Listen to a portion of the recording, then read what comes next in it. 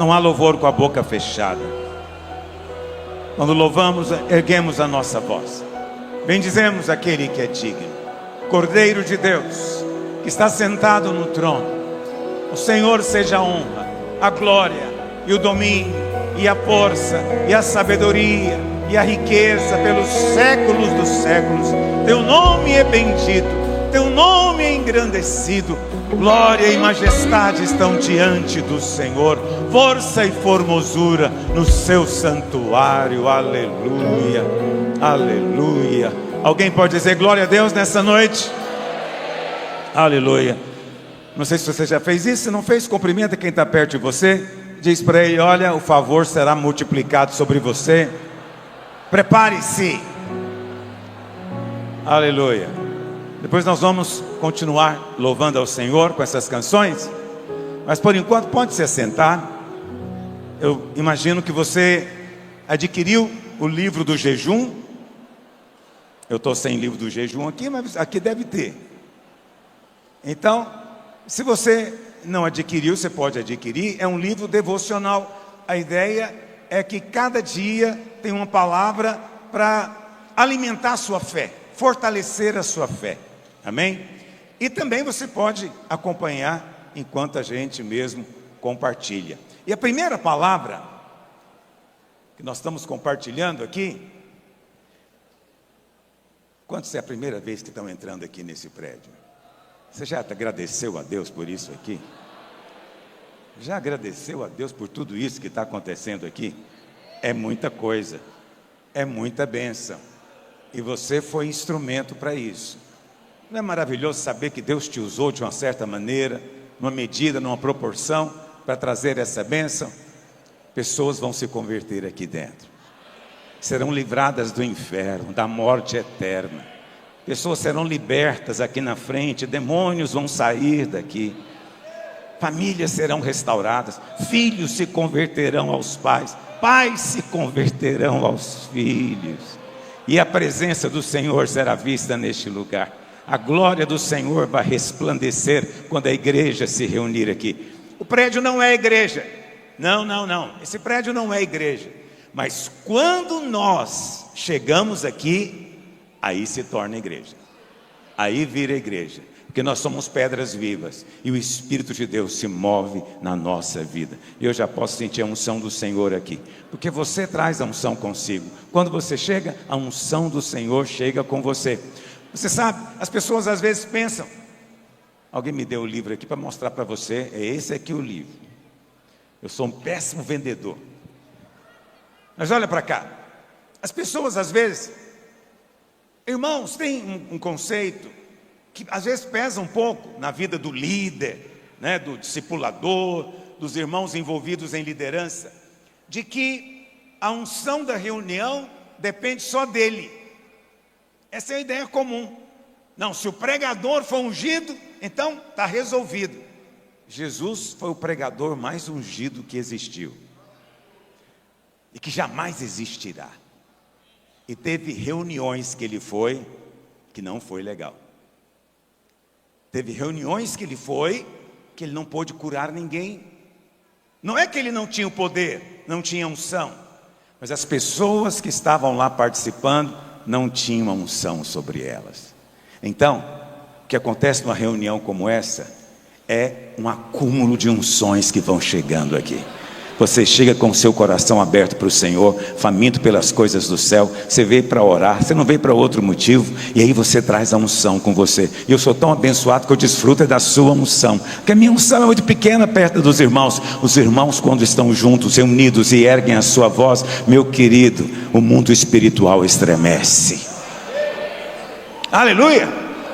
A primeira palavra nesse jejum, que o tema é multiplicação, porque esse é o ano da multiplicação. Deus tem multiplicação na sua vida, mas a primeira palavra é a multiplicação do favor. Está aí no primeiro capítulo, multiplicação do favor, graça multiplicada. As pessoas pensam que precisam de dinheiro, mas o que elas não sabem é que precisa de favor. Alguns acham que precisam de ter um pistolão no governo ou em algum lugar. Não, você não sabe. O que você precisa é de ter o favor. Quem tem o favor de Deus, as coisas acontecem com ele. Quando o favor de Deus é sobre você, meu querido, seus críticos não conseguem derrubar você, seus competidores não conseguem ultrapassar você. Você às vezes vende produto mais caro, mas Deus manda pessoas que querem fazer negócio com você. Os outros nem conseguem entender. Você não foi o que estudou mais, mas olha a melhor nota que foi tirada ali. Quando o favor de Deus está sobre alguém, portas simplesmente se abrem, as coisas fluem numa liberdade, numa vida plena. Deus tem isso para cada um de nós. Favor multiplicado. Não é só favor, querido, é favor multiplicado. É abundante graça, é graça abundante. Essa é a vontade do Senhor. Mas pastor, como é que eu posso ter esse favor multiplicado? Eu já ensinei isso para você em muitas outras ocasiões. Eu não tenho problema de repetir. Eu repito, porque quando eu repito, fortalece o ensino no seu coração. E às vezes a primeira vez que você ouviu, você não teve tanta luz, mas hoje vai receber uma medida nova do Senhor, porque é de glória em glória. Primeira coisa, você quer que o favor de Deus seja multiplicado na sua vida? Aprenda a viver com consciência de perdão. Aprenda a viver todo o tempo se lembrando: eu sou filho, eu sou amado e sou perdoado. Vamos dizer junto? Eu sou filho, eu sou amado, eu sou perdoado. Como filho você é herdeiro. Amém? Herdeiro de Deus, co-herdeiro com Cristo. Como amado, Ele te amou com amor eterno. Ele está com você. Ter consciência de perdão é fundamental, porque você pensa que é pouca coisa aceitar condenação, aceitar acusação na mente. Não é. Quando você aceita acusação na sua mente, no seu coração, você está, em outras palavras, dizendo que o sacrifício de Jesus não foi suficiente, que algo mais deveria ter sido feito. Você tem que fazer, porque não é suficiente. E isso, querido, é desonra para o sangue da cruz. Pastor, mas eu errei mesmo. Você sabe, eu errei. Pois é. Não estou dizendo que você não errou, não estou dizendo que você não tem pecado. Só quero contar para você a história completa. O seu pecado foi cravado na cruz, e você agora é perdoado. Não importa, o diabo até quando está certo ele está errado. Está me ouvindo? Esse é o fato. Ele chega e diz: você fez. Aí você quer discutir com ele: eu não fiz, ou eu fiz porque me obrigaram, ou foi sem querer. Você começa a discutir com o diabo. Não discuta com demônios, apenas fala a palavra para ele: eu sou perdoado, sobre mim não há mais nenhuma condenação. Eu não vivo debaixo de consciência permanente de pecado, eu vivo debaixo de consciência de perdão. O que significa isso? Quando você chega para ministrar ao Senhor, você chega com o coração aberto, você tem ousadia para entrar no Santo dos Santos. Você não fica o tempo inteiro pensando: será que tem algo errado comigo? Deve ter algo errado comigo, deve ter algo que eu fiz, e eu não estou sabendo o que eu fiz, e Deus vai me mostrar. E você fica o tempo inteiro se olhando, se avaliando, se vasculhando. Hoje comentava exatamente sobre isso com a minha esposa. A gente compartilhava, dizendo o quanto isso é sério, né? Ela pegou uma postagem que alguém fez e me deu para eu ler. Mas é aquela postagem que acredita que a vida piedosa é a vida que está o tempo inteiro olhando para si mesmo, o tempo inteiro na introspecção, se observando, sondando. Será que tem algo? Deve ter. É porque eu não sei, é porque eu não vi. E eles imaginam que isso é piedade. Não é piedade, querido. Você honra o Senhor quando você declara a cláusula da nova aliança. Ele disse: dos seus pecados, das suas iniquidades, jamais me lembrarei. Se Deus não se lembra, nós também não nos lembramos. Nós entramos então no nível do perdão. Mas pastor, perdão, mas eu estava consciente, eu fiz de propósito. O perdão do Senhor é tão grande que alcança os seus pecados também deliberados. Alcança os pecados que você lembra, alcança os que você não lembra, alcança até aqueles que você nem sabia que era pecado, mas Deus sabia. O sangue foi lá e resolveu diante de Deus. Sua vida está resolvida. Quando você vive assim, você não vai aceitar qualquer um chegar aqui em cima do palco, do púlpito, e trazer condenação para você, porque não há limites para condenar. O tempo inteiro o mundo condena. O diabo é o condenador, o acusador, mas Jesus é o advogado. Advogado, meu querido, ele expressa defesa. O advogado é gracioso. Essa é que é a verdade. Conversava ontem de manhã com um irmão, e ele me dizendo justamente isso, que ele é advogado, criminalista, e ele está tendo que defender uma certa pessoa. Eu falei, você sabe que ele é culpado, né? Ele falou, pois é, como é que eu faço? Faz como Jesus fez. Você era culpado, e ele pegou a sua causa a si mesmo, e trouxe perdão para a sua vida. Jesus foi o maior advogado criminalista, só defendeu culpados, só defendeu gente que estava condenada à morte. Mas sabe o que acontece? Absolveu a todos. É o advogado que nunca perde uma causa. Você está perdoado, querido. Quando você ouve essa palavra, quando você entende tem essa percepção, o favor vai entrando na sua vida. Lá em Romanos capítulo 5, verso 20, Paulo diz assim: sobreveio a lei para que avultasse a ofensa, mas onde abundou o pecado, superabundou a graça. Olha o que está escrito: sobreveio, a lei sobreveio, ela veio, ela não era algo que estava no script, ela sobreveio para quê? Avultar. O que é avultar? Esse é um português rebuscado, significa para aumentar, para mostrar, para realçar. Então a lei não foi dada para te santificar. Não caia no engano da internet, desses que dizem que se você ler os 10 mandamentos e confessá-los, você vai ser mais santo. A lei não te santifica, a lei mostra mais pecado na sua vida. A lei mostra o pecado. Para isso que a lei foi dada. Por que era necessário que Deus desse a lei? Para que nós valorizássemos a graça. Se a lei não tivesse sido dada e Jesus chegasse pregando a graça, o que os pecadores diriam? Mas não, por que não falaram comigo que era assim? Eu consigo cumprir isso aí, eu consigo obedecer. Não iriam dar valor na graça do Senhor. É isso que aconteceria. Mas o que Deus fez, na sua sabedoria, Deus mandou a lei primeiro. E a lei mostrou a impotência, a incapacidade do homem de agradar a Deus. Por isso a lei nos leva a Cristo, nos conduz a Cristo. Agora, tem pessoas que falam: pastor Luiz odeia a lei, meu Deus, ele é um pregador contra a lei. Isso é mentira do diabo, isso é calúnia maligna.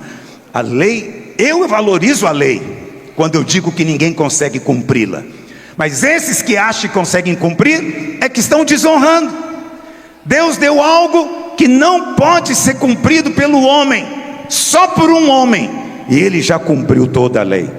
E por isso Cristo é o fim da lei. O fim da lei é Cristo. A lei não produz pecado. Sabia disso? Pastor, mas está escrito que a lei avulta a ofensa, ela mostra o pecado. Sim, mas ela não produz. Deus não iria mandar algo produzir pecado na sua vida. Que produz pecado é o diabo. A lei não produz pecado, mas a lei mostra. Eu gosto sempre dessa ilustração porque ela é bem fácil de você entender. Você é esse copo d'água. Você não sabe, mas aqui na base está cheio de poeira, sedimento. Mas como está parado, todo mundo pensa que isso é maravilhoso. Como não tem nada te apertando, todo mundo acha que seu temperamento é lindo. Então você tem uma opinião de si mesmo extraordinária: eu sou água limpíssima. O que Deus faz? Ele te ama muito. Ele pega uma colher de prata e manda para o copo e começa a mexer a água. O que acontece com o sedimento que está no fundo? Sobe, e a água fica o quê?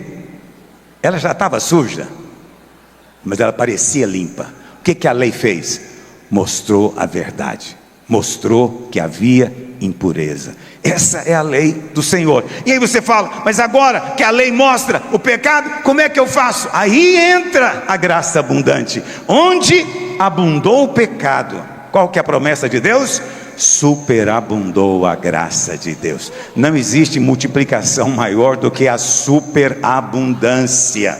Essa compreensão maravilhosa da bondade do Senhor, ou como o Senhor é bom, e isso é que te leva a amá-lo, porque aquele que é mais perdoado, disse Jesus, esse ama mais. Quantos amam o Senhor aqui? Então você ama por quê? Porque um dia você viu o seu pecado, mas teve um dia também que você viu o perdão dos seus pecados. No dia que você percebeu a sua dívida, e alguém te contou que ela tinha sido paga, aconteceu algo dentro de você. O seu coração foi conquistado pela graça irresistível do Senhor. É verdade ou não é, irmãos? Essa é a verdade. É isso que nós vivemos. Então, você quer ter favor multiplicado? Viva na consciência do perdão. Não acalente pensamentos de condenação, de acusação, de medo, nem de vergonha. Nem de vergonha, porque no lugar da vergonha haverá dupla honra. Vergonha. Alguém fala, pastor, vergonha não é o mesmo que pudor? Não, pudor é bom. Pudor é seu rosto ficar vermelho, sua orelha ficar vermelha, por causa do seu corpo que está aparecendo, ou que você cometeu uma gafe. Isso é pudor. Pudor é ótimo. Esse mundo já perdeu isso há muito tempo, mas eu fico tão feliz quando eu vejo irmãos vermelhos, e de repente a orelha dele fica vermelha. Há esperança para esse mundo por causa de você, querido. Lá fora ninguém fica vermelho com mais nada. Mas acontece que vergonha é diferente. Vergonha é sensação de desqualificação. Quem sou eu para estar aqui em cima? Meu Deus, quem sou eu para estar pregando? Olha o tamanho desse palco. O pastor Luiz é um cara metido. Por que ele queria uma igreja daquele tamanho, com um palco daquele tamanho, para ele ficar sozinho lá em cima? Porque ele é o máximo. Quem sou eu para dirigir uma célula? Quem sou eu para estar à frente de alguma coisa? Essa pergunta, quem sou eu, não é humildade, é vergonha. Porque você pensa assim, se eu estiver na frente, vão descobrir que eu sou uma farsa, vão perceber que eu não sei nada, que eu sou um erro, eu sou um engano. E aí isso é a vergonha. Mas o Senhor diz que na cruz a sua vergonha foi removida. Cristo tornou-se a sua suficiência. Sua suficiência não vem de homens, mas vem de Deus. Eu tenho pudor, mas não tenho vergonha. Não me envergonhe do Evangelho, porque ele é o poder de Deus para a salvação. Segunda coisa, você quer ver favor multiplicado na sua vida? Rejeita todo merecimento. Não ande baseado na sua justiça própria. Você não pode desfrutar de favor enquanto você acredita que para ser abençoado você tem que merecer a bênção. E olha, nós estamos aqui no jejum. Todo mundo recebeu o botão lá na entrada? Então nós estamos aqui no jejum em unidade. Eu te pergunto, esse jejum é para pagar alguma coisa para Deus? Nós viemos aqui fazer uma troca espiritual? Muitos me acusam, dizendo, pastor Luiz diz que prega a graça, mas na igreja dele tem jejum. Pois é, Jesus pregava a graça, ele era a graça, ele jejuou. Paulo jejuou, não é? A igreja jejuou nesses 2000 anos, eu vou jejuar também. E os irmãos, se quiserem vir comigo, vamos jejuar também. E nós somos uma igreja que jejua muito, que ora muito. Faça as contas, 2 jejuns de 21 dias, 5 encontros, você jejua mais 5 semanas. Quantos dias que já deu? 1/3 do ano quase. Você fica de jejum. Aí você pensa, por que disso? Porque é a oração que autoriza a bênção de Deus na sua vida. Mas ela não paga pela bênção. Não há nada que você possa fazer para merecer a bênção. Qual que é o grande problema da mistura que existe em muitas igrejas? E por isso não desfrutam do favor. Irmãos, é muito favor estar dentro desse prédio aqui hoje. Isso é muito favor.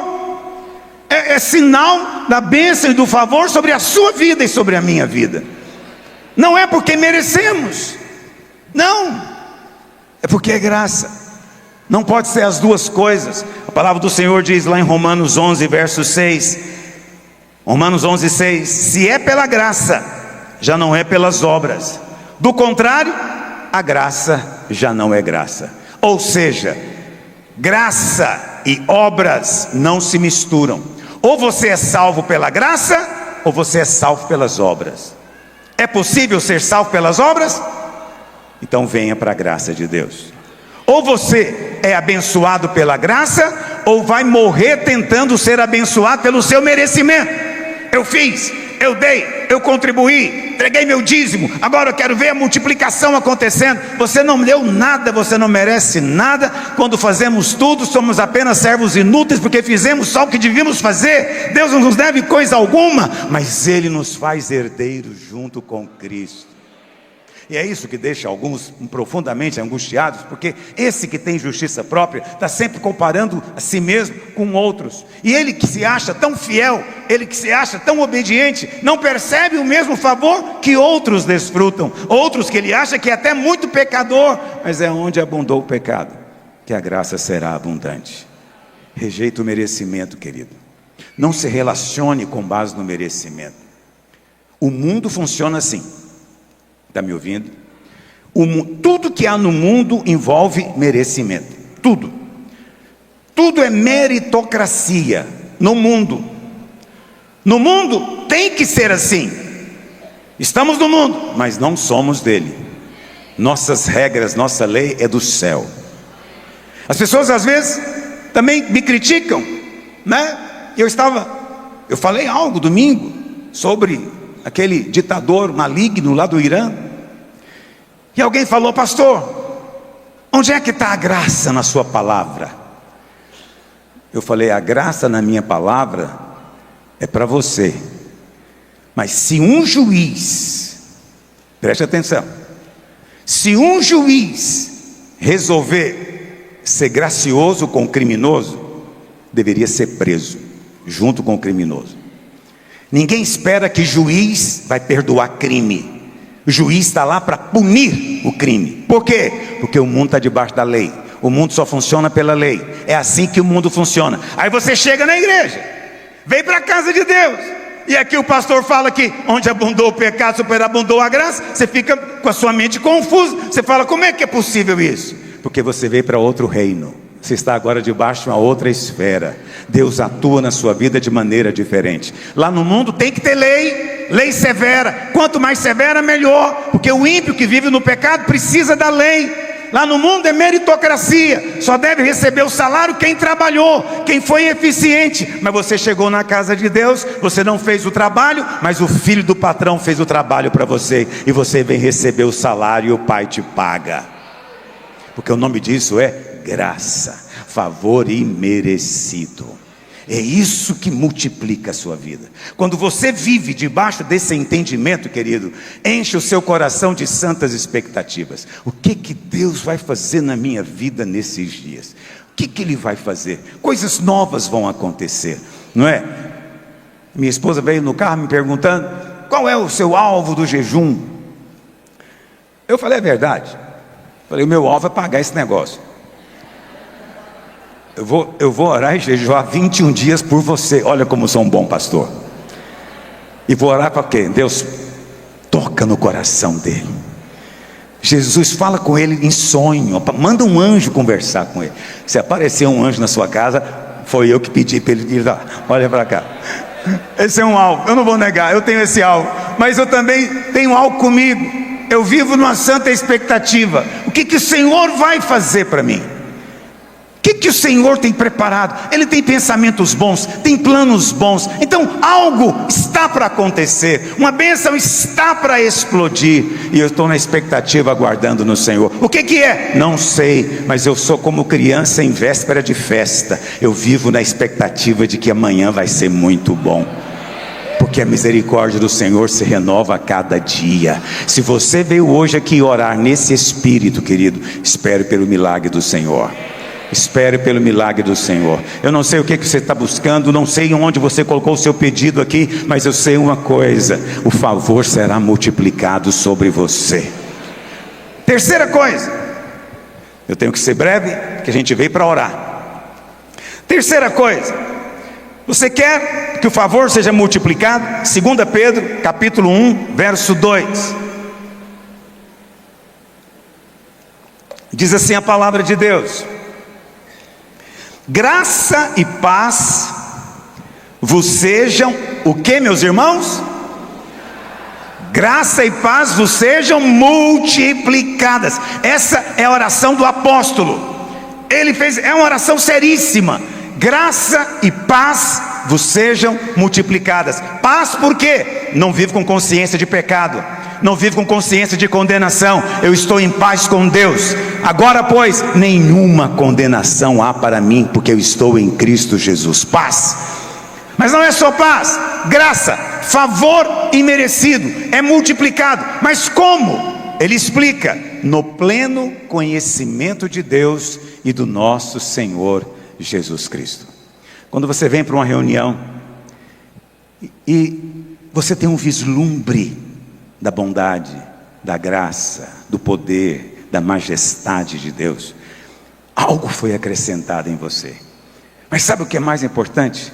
Quando você sair lá fora, favor foi multiplicado na sua vida. As pessoas não vão compreender, você vai ser um mistério para eles. Você é um mistério completo para o ímpio, porque o ímpio não entende as coisas do Espírito, e você é uma coisa do Espírito. Sendo uma coisa do Espírito, o ímpio olha para você e não consegue te definir, porque você é como o vento, não dá para equacionar. E ele não entende como ele trabalha como você, ganha o mesmo salário que você, mas você é muito mais abençoado do que ele. Ele não consegue entender, é um mistério. Mas eu digo para você, é o favor multiplicado na sua vida. Muitos querem ter favor fazendo mais. Olha para cá, você não vai ter mais favor fazendo, você vai ter mais favor conhecendo. Isso é que é importante. Por que nós não abrimos mão de forma alguma da palavra? Porque insistimos com você na palavra e estimulamos você a ganhar gosto pela palavra, porque é no pleno conhecimento dele que o favor, a graça, a paz vai ser multiplicado na sua vida. E olha, não fique pensando que favor, porque a gente lê às vezes lá em Romanos, né? Paulo diz: onde abundou o pecado, superabundou a graça. E aí nós ficamos pensando que favor, graça, é só para pecador, é só para gente que vive fazendo coisa errada. Esse é o pensamento. Já ouvi pregadores dizendo: não, a graça é muito legal, mas isso aí é para evangelismo, é só para o ímpio. Quando chega aqui na igreja é lei na paulada. É assim que eles imaginam. É um engano, é um engano. O Senhor Jesus é um exemplo disso.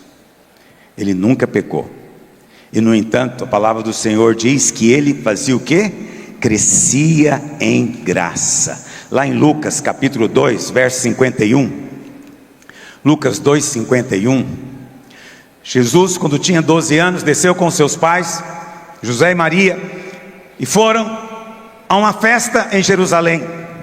E a viagem era feita a pé, com a família estendida, e os primos iam juntos, os tios, avós, todo mundo subia a Jerusalém cantando.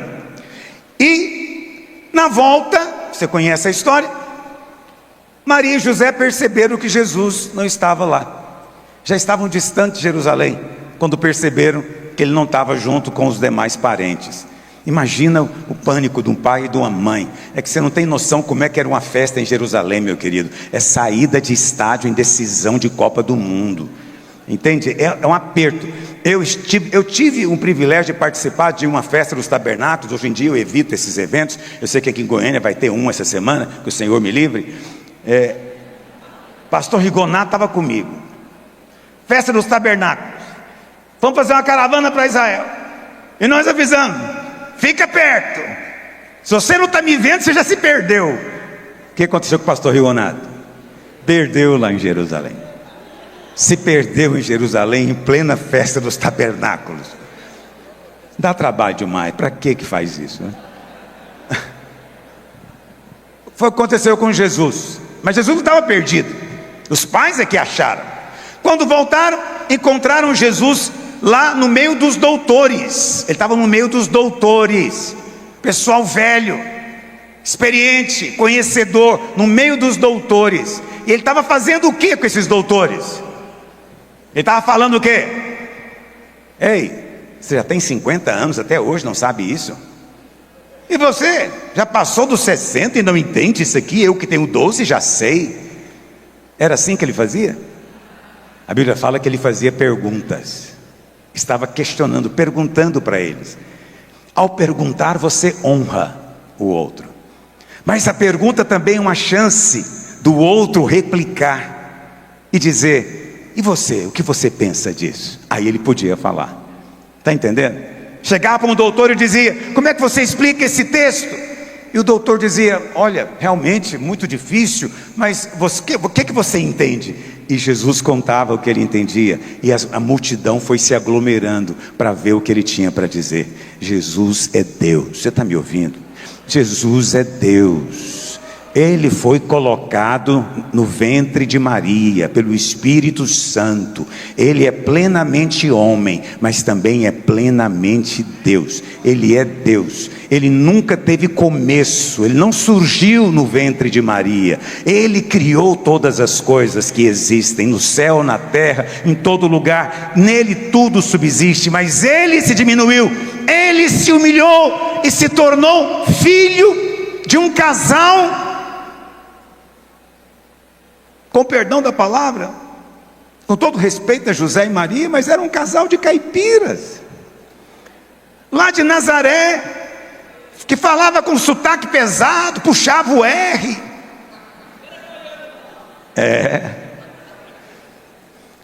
Você sabe? Submeter, olha para cá, a quem sabe mais do que você é fácil. Submeter a quem é mais forte do que você e luta jiu-jitsu é fácil. O difícil é você, fortão do jiu-jitsu, abaixar a cabeça e se submeter àquele que é menor. O difícil é você, doutor, se submeter para aprender com o outro, para seguir o outro que sabe muito menos do que você. José e Maria não sabiam nada comparado com Cristo. Cristo estava discutindo com doutores. Mas a Bíblia fala o quê? Olha o que diz: e desceu com eles para Nazaré, e era-lhes o quê, meus irmãos? Submisso. Eu quero encerrar falando isso para você, porque essa é a palavra que ficou no meu coração o dia inteiro hoje. Ele lhes era submisso. Sua mãe, porém, guardava todas estas coisas no coração. E crescia Jesus em sabedoria. Olha, Jesus crescia. Isso é outro mistério. Deus não cresce, Deus é o que é. Mas no momento em que ele virou homem, ele agora vai crescer. Por que ele vai crescer em sabedoria? Porque ele vai aprender algo que ele não sabia. Parece uma heresia isso. Como assim? Existe algo que Deus não sabe? Sim, não sei se você já percebeu, mas ninguém manda em Deus.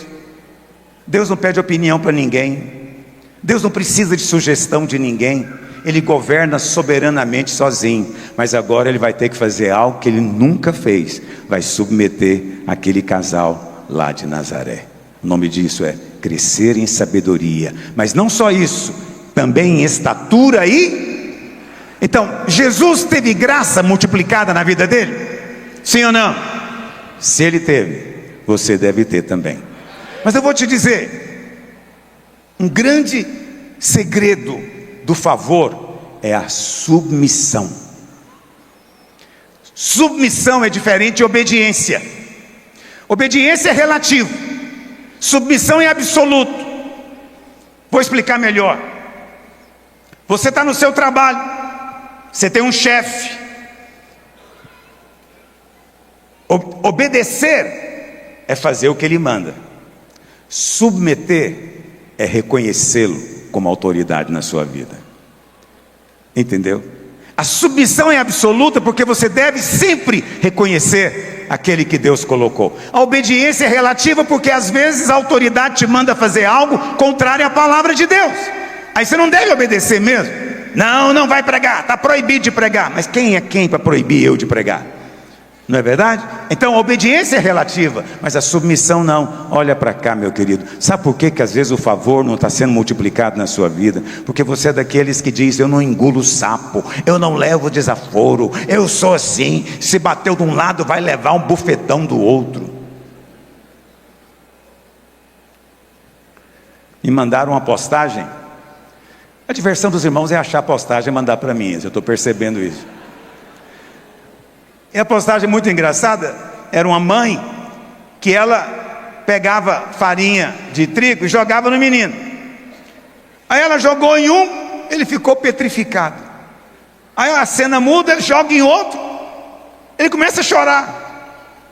E aí vem um terceiro, ela joga farinha de trigo nele, e ele pega o saco e joga na cabeça dela. Qual que é o moral da pessoa lá? Este aí, ele tem futuro, ele tem personalidade. Eu vou te dizer, quem é que tem futuro, querido? Quem tem futuro é aquele que vai para casa, engole o sapo e vai em paz, porque ele sabe que do Senhor é que vem a sua recompensa. Ah, meu chefe, você não sabe quem é. Pois é, alegre-se, é quem Deus mandou para abençoar você. Na hora em que você se submeter a Ele no seu coração, você vai ver favor multiplicado na sua empresa. Ele vai olhar você com outros olhos. Teve uma irmã que estava me contando isso esse tempo atrás. Ela estava trabalhando numa empresa e a chefe perseguia ela de todo jeito, pelo menos foi assim que ela me contou. Perseguia de todo jeito, não gostava dela, né? E pior, ela tinha feito, a irmã tinha feito um projeto e a chefe pegou o projeto e falou que era dela. E a irmã veio conversar comigo: pastor, eu estou indignada, eu preciso que o vingador haja. Eu falei: existe o vingador, Deus é o vingador.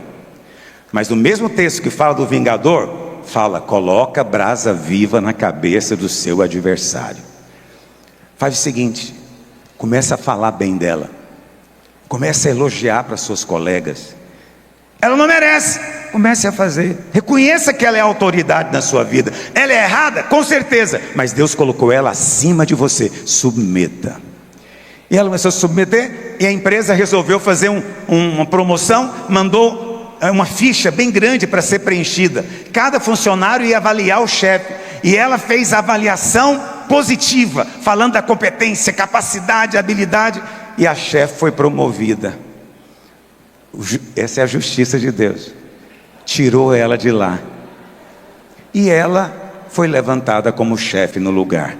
É que você sempre fica pensando que o vingador vem para destruir o outro. Não, às vezes ele apenas coloca noutra função, às vezes até melhor do que a sua, mas ele vai te promover, porque o favor está sobre você. Mas quantos de nós pensamos isso? Às vezes estamos na vida da igreja, vemos para cá para orar, mas não queremos nos submeter. Nos submetemos em casa, nos submetemos na igreja, nos submetemos no trabalho, nos submetemos na escola, porque achamos que é assim, eu tenho minha personalidade, minha opinião e assim por diante. Não, não, querido, Jesus crescia em sabedoria e em graça. Sabe por quê?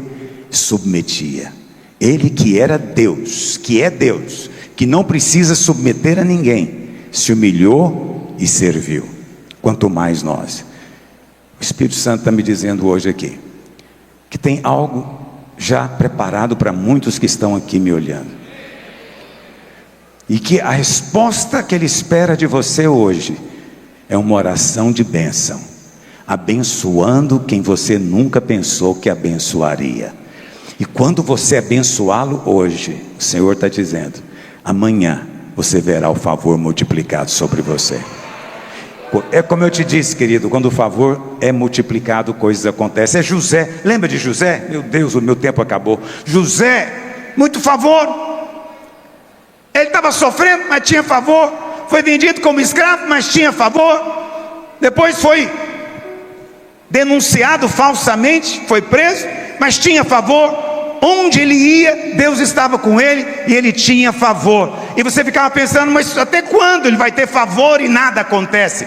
O pastor fala que eu tenho favor e nada acontece. Pois é, querido, espera vai ter um dia que alguém vai bater na porta e perguntar o seu nome e dizer: Faraó quer falar com você. E naquele dia você será promovido à posição mais alta.